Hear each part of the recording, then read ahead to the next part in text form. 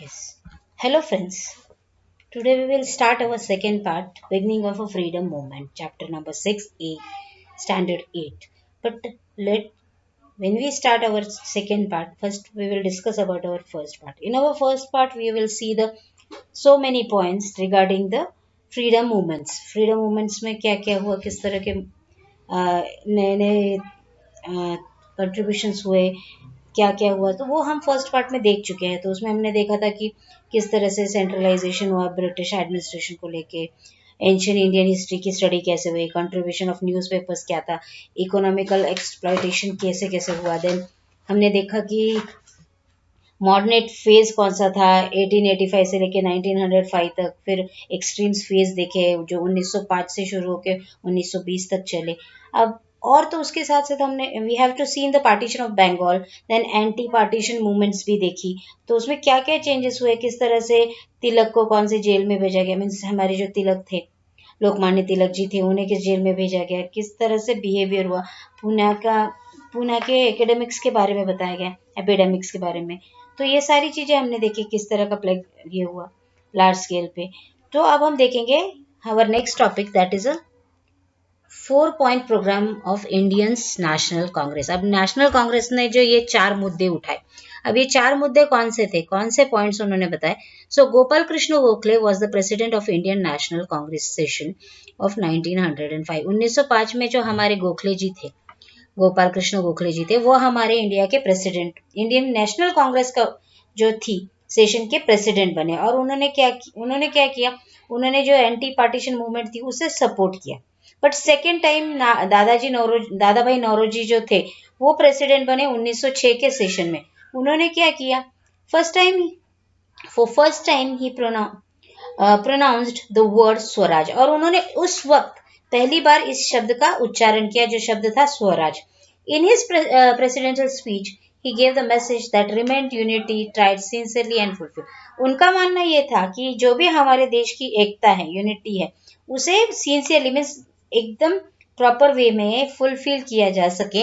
और तो और look at the page number 28, the aim of swaraj. अब हमारे स्वराज का एम क्या था, सो that today we will be the able to save lakhs of people suffering from poverty, hunger, disease, and India will get a respectable position among developed country। अब जो हमारे देश की कंडीशन थी क्या थी, स्वराज का एम था कि जो भी हमारे देश के भूखे नंगे लोग हैं या फिर गरीब लोग हैं जिन बीमारियों से लड़ रहे हैं, किस तरह से हम हमारे देश की पोजीशन एक टॉप लेवल पे ले जा सके, किस तरह से हम हमारे देश की उन्नति कर सके। In the same session, Swaraj Swadeshi National Education and Boycott this 4 points program was unanimously accepted by the Indian National Congress। और उसी दरमियान हमारे जो सेशन चला स्वराज स्वदेश, उसमें ये 4 मुद्दे उठाए गए कि इंडिया ने किस तरह से जो फॉरेन कंट्रीज से आने वाली वस्तुएं थी उन्हें बाइकआउट किया, किस तरह से बाइकआउट किया, किस तरह से उन्होंने ये नारा लगाया कि हम हमारे देश की ही बनाई हुई चीजों को एक्सेप्ट करेंगे, हम बाहर की चीजों का बाइकआउट करेंगे।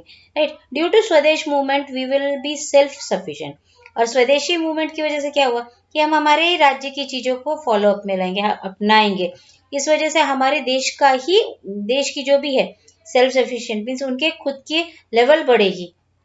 To follow the path of Swadesh, we need to bring together capital, resource, manpower, and such other forces from this the benefit of the country could be achieved। और इस वजह से क्या होगा, अगर हम हमारे ही देश में हर चीज में बदलाव लाएंगे, हमारे देश की चीजों को फॉलो अप में लाएंगे, तो क्या होगा, हमारे देश की उन्नति होगी, हमें मैन पावर मिलेगा, हमें फाइनेंशियल कैपिटल मिलेगा, पैसों की उन्नति मीन्स पैसे, इकोनॉमिकल कंडीशन सुधरेगी। तो ये सारी चीजों का बेनिफिट हमारी कंट्री अचीव कर पाएगी।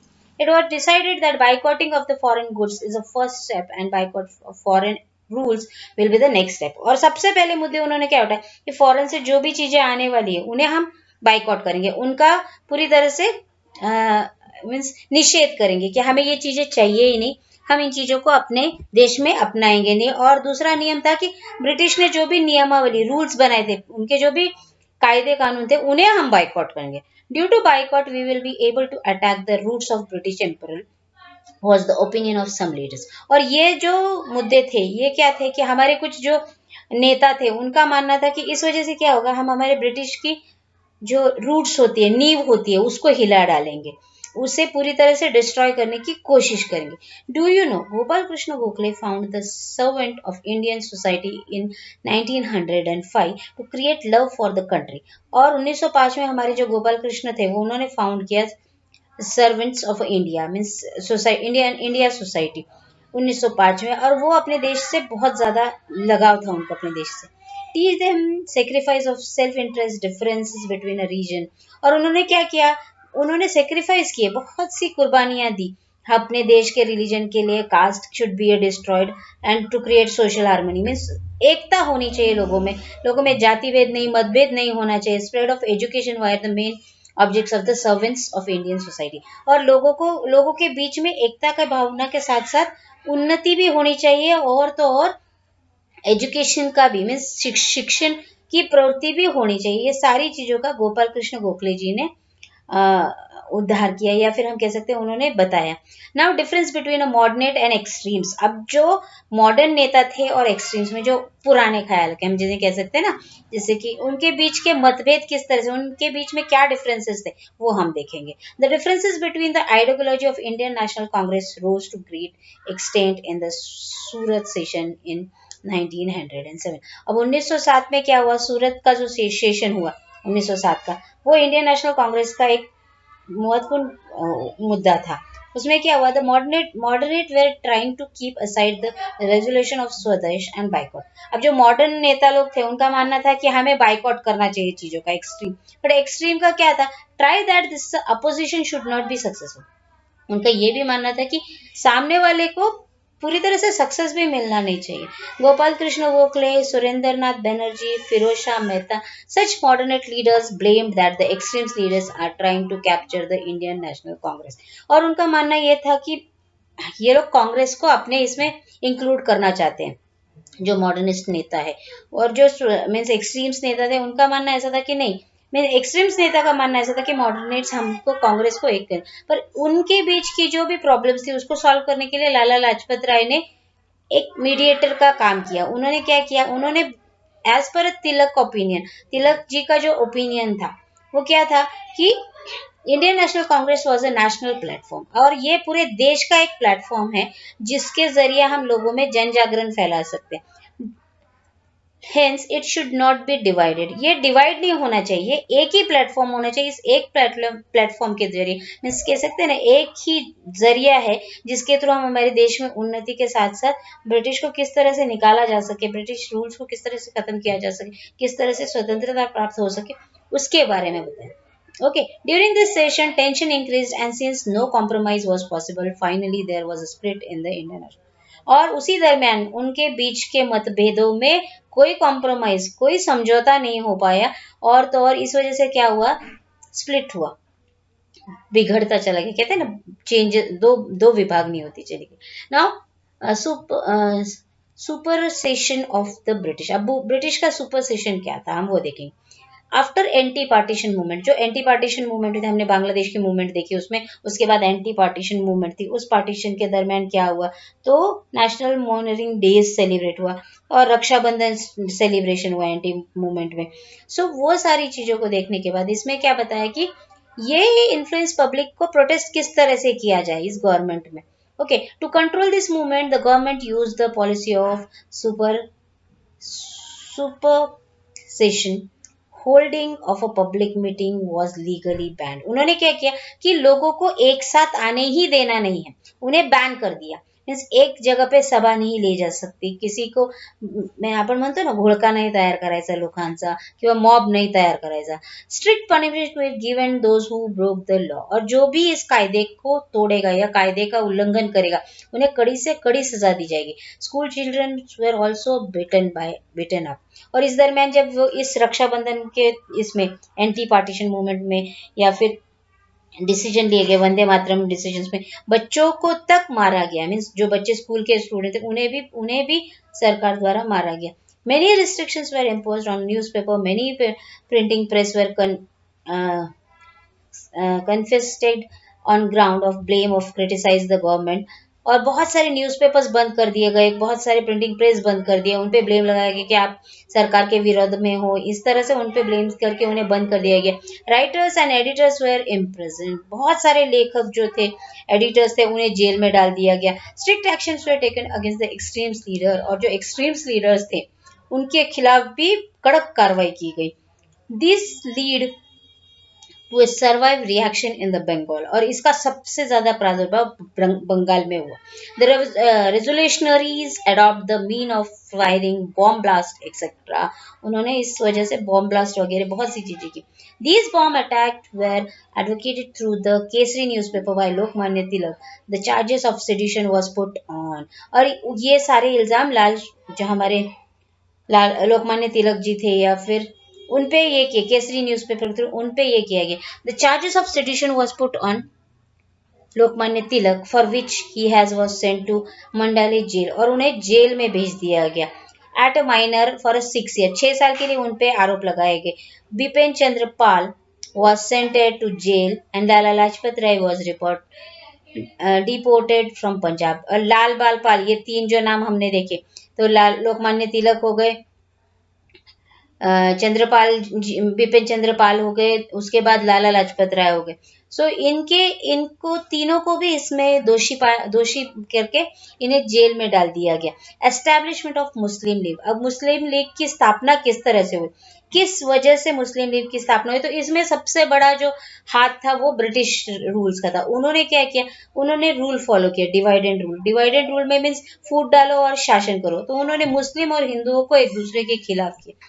एक दूसरे के खिलाफ करने की वजह से उनके बीच में मतभेद तैयार हुए। मतभेद की वजह से क्या हुआ, मुस्लिम लोगों ने अपनी खुद की एक ऑर्गेनाइजेशन को एस्टैब्लिश किया उन्होंने।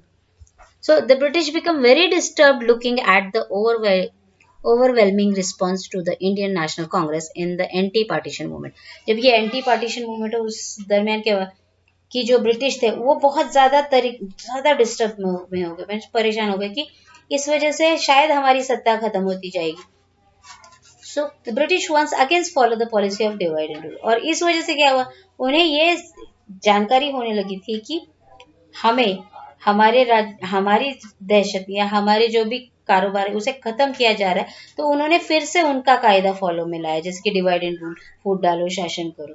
दे started using the propaganda that for a safeguarding the interest of Muslim they should have a separate political organisation, और उन्होंने क्या हिंदू मुस्लिम के बीच में ये मतभेद तैयार करने शुरू किए, और मुस्लिमों को बोला कि तुम खुद की एक ऑर्गेनाइजेशन तैयार करो जो तुम्हारी खुद की हो, तुम्हारे लिए हो, सेपरेट हो।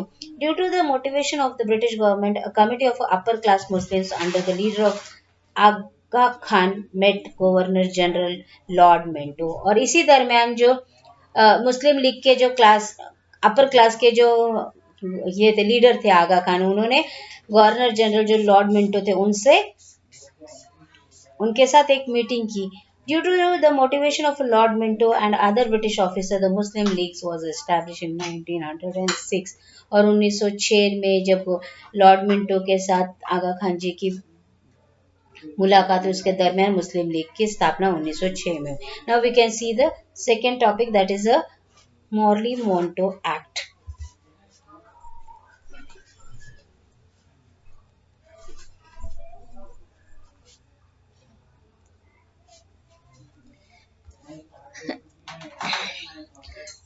Now, what is the Morley Monroe Act? It will started from 1909।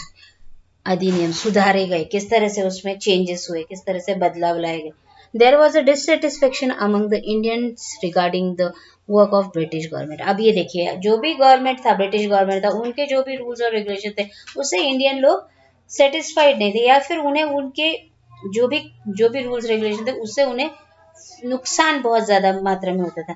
The Indian felt that the reason of poverty in India was the economic policy of British oppressive policy of a Lord Curzon, exclusions of education Indians in a government services, unjust behavior towards Indians in Africa.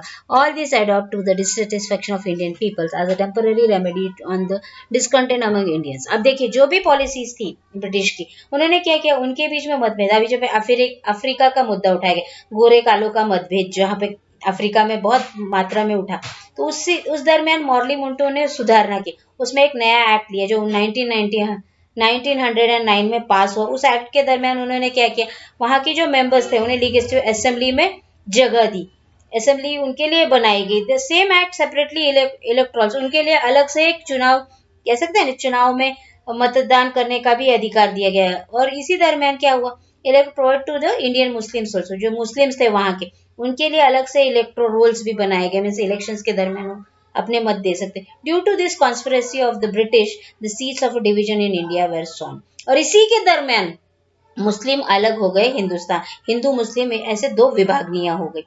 Okay, now we can go for a next topic, that is a Lucknow pact. अब Lucknow pact क्या है, इस pact में ये देखिए मैंने आपको कुछ मुद्दे यहाँ पे दिए हैं।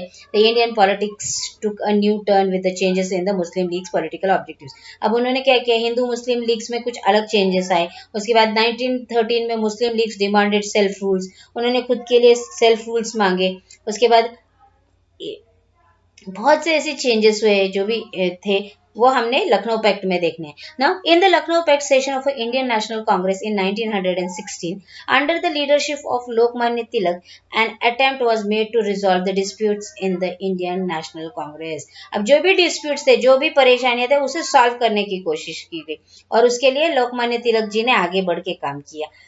In the same year there was an agreement between Indian National Congress and Muslim League. इसी दरमियान इसी सेम सेशन में क्या हुआ, सेम ईयर में हिंदू मुस्लिम के बीच में एक एग्रीमेंट हुआ। उस एग्रीमेंट को लखनऊ पैक्ट के नाम से जाना गया। According to this pact the Indian national Congress agree to separate electorals electorates to Muslim and Muslim leagues agreed to support the Indian National Congress in its work for getting political rights to India।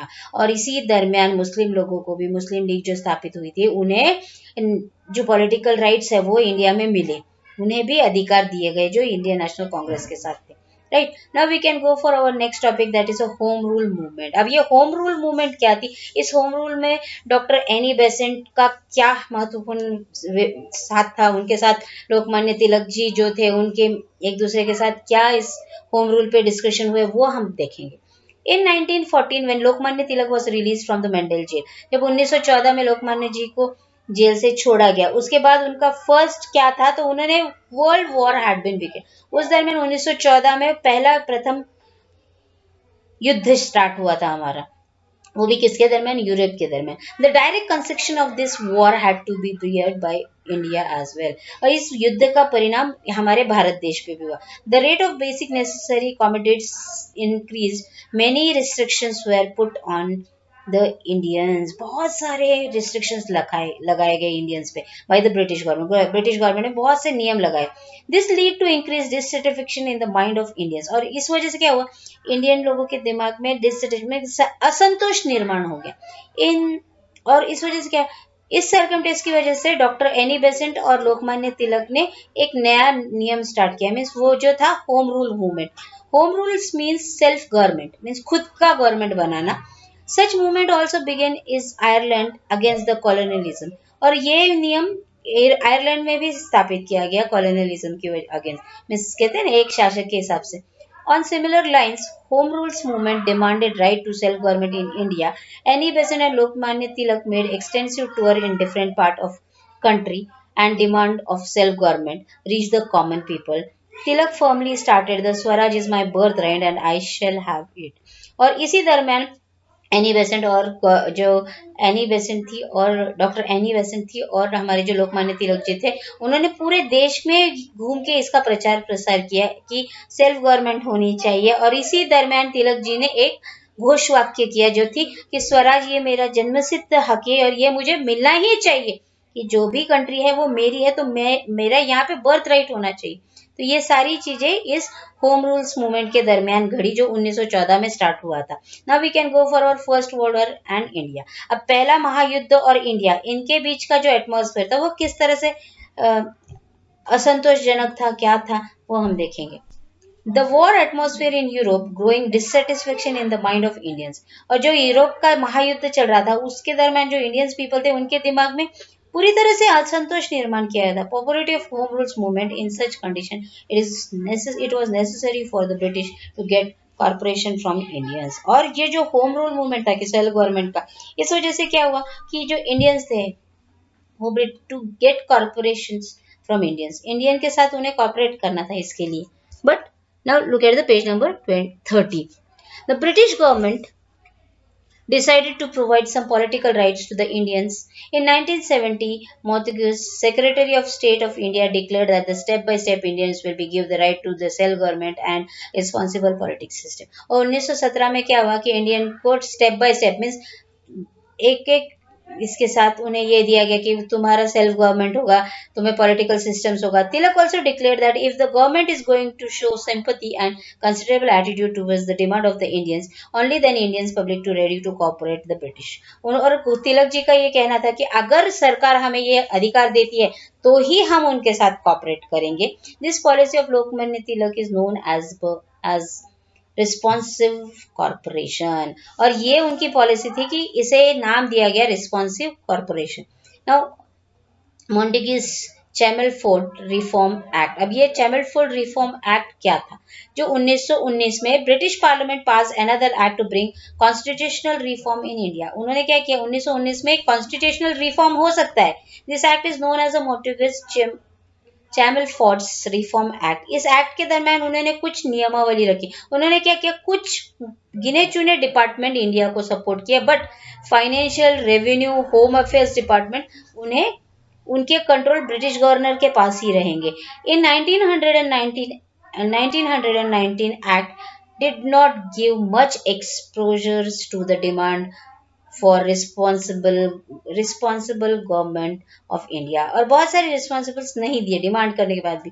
Then everybody was disappointed means उन्हें इस बात से असंतुष्टता निर्माण हुई. Tilak criticise that act is foreign word, this is neither swaraj nor a foundation. उनका ये शब्द उन्होंने ये कुछ शब्द बोले कि this is neither a swaraj nor a foundation. ये स्वराज भी नहीं और फाउंडेशन भी नहीं है.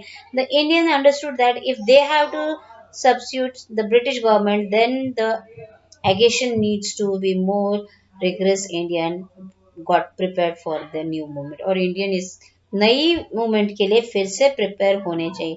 So when you like my video, share with your friends, like it. और ये जो नीचे की एक्सरसाइज है ये आप अपने क्लास वर्क नोटबुक में करेंगे. Any difficulty, any problem you have, you can just ask me on our WhatsApp group.